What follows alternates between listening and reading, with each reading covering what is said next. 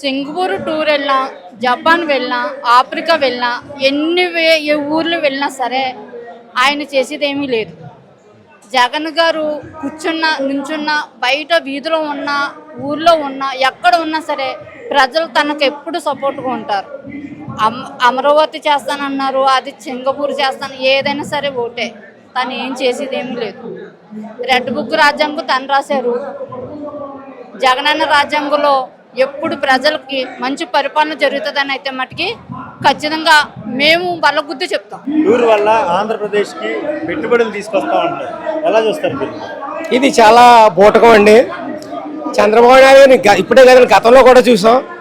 ఇది ఏంటంటే ఆయనకు కావాల్సింది ఏంటంటే కులపిచ్చండి, కులపిచ్చి మతపిచ్చి. ఇప్పుడు అమరావతి డెవలప్మెంట్ అయితే మన ఆంధ్రప్రదేశ్లో డెవలప్మెంట్ అయిందంతా కూడా ఒక వర్గం, కానీ ఆ పేరు చెప్పకూడదు, ఒక వర్గం. మరి ఫస్ట్ నుంచి కూడా చంద్రబాబు నాయుడు గారు కులాలకు, ఎస్సీల్లో మాల మాదిగులకు, అలాగే బీసీలు కాపులకు ఇలా పెట్టే ఆయన పాపం గడుపుకుంటున్నాడు. కానీ ఇంకోటండి, చంద్రబాబు నాయుడు అసలు రూపం బయటపడిపోయిందండి. ఆయన నిజంగా మొన్న జరిగిన ఎలక్షన్లో గెలలేదండి అతను. ఎందుకంటే జరిగిందంతా కూడా ఇప్పుడు చూస్తున్నారు మీరు, పూర్తిగా జరిగిందంతా కూడా. చేత ఏంటంటే మన జగన్మోహన్ రెడ్డి గారు గెలిచారు, కానీ ఏం జరిగిందో భగవంతుడికి తెలుసు. ఈ రోజు మాత్రం నిజం జరిగింది ఏంటంటే, ఏ కార్యక్రమం పెట్టే జగన్మోహన్ రెడ్డి గారికి ఎంతమంది వస్తున్నారో, ఒక ముఖ్యమంత్రి హోదాలో ఉండి ఈయన చిన్న మీటింగ్ మన విజయవాడలో ఏర్పాటు చేస్తే కనీసం 50 మంది కూడా లేరు.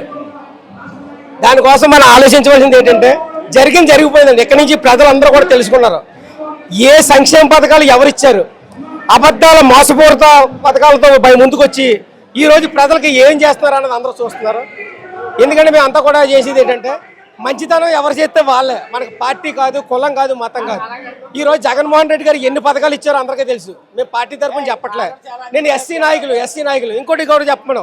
మేము అంబేద్కర్ బొమ్మ విగ్రహాన్ని కొన్ని కోట్ల రూపాయలతో విజయవాడలో ఓపెన్ చేసినప్పుడు మేము వైఎస్ జగన్మోహన్ రెడ్డి పార్టీగా వెళ్ళినప్పుడు కూడా మేము చెప్పాం, సార్ 400 కోట్లు 500 కోట్లు విగ్రహాలు కాదు సార్, దళితులకు ఏమి కావాలని అంబేద్కర్ ఆలోచన విధానం ముందుకు తీసుకెళ్ళాలి సార్ అని మేము అప్పుడు కూడా మేము పార్టీ అయినప్పుడు కూడా మేము చెప్పాం. ఆ రోజు విజయవాడలో మేము చెప్పింది నిజంగా మీరు ఎన్ని కోట్లు ఖర్చు పెట్టినా బొమ్మలకు అధికారం కావాల్సింది, మాకు ఎస్సీ సంబంధించిన పథకాలన్నీ ఆపేశారు.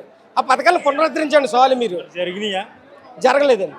జరగలేనప్పుడు కూడా మేము అదే చెప్పాం, సార్ మేము కార్యకర్తలుగా మేము చేయవలసింది చేస్తున్నాం, కానీ తర్వాత రేపు ఏం జరుగుతుందో మాకు తెలియదు. ఎలక్షన్లో మేము మాత్రం కార్యకర్తలు కష్టపడి రక్తం ఇచ్చాం మీకోసం, కానీ మీరేమీ మాకు చేయలేదు. కాబట్టి ఏం జరుగుతానో ఇప్పుడు తెలుసుకున్నారు పూర్తిగా జగన్మోహన్ రెడ్డి గారు.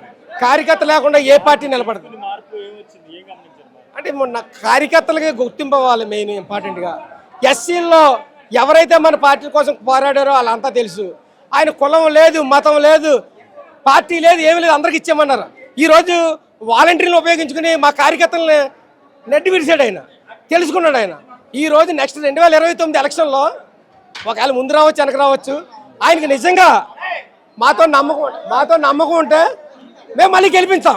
మీరు మీ అదే నిలబెట్టుకోండి చాలు మాకు సార్.